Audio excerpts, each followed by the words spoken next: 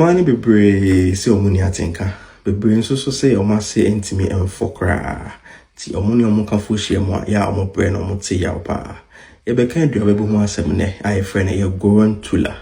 etimi boa ema watenka no ekosoro ema onya atenka kese pa se opese no kani eden ehia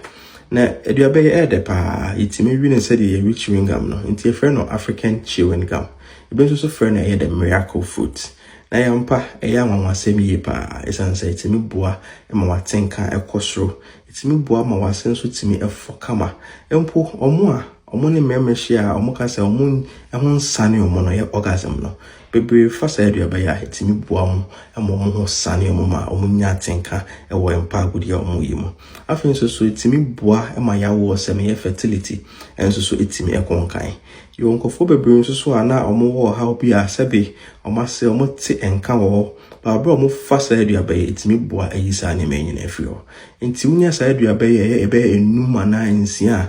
betimi awe na ebe boa ama watenka nso akosoro ye onuani bi te se eye kwadu watermelon ye apple paya chocolate sa enuani nyina nso timi boa ama wa atenka no etimi ekosoro kama na mum kan say yes too much of everything is bad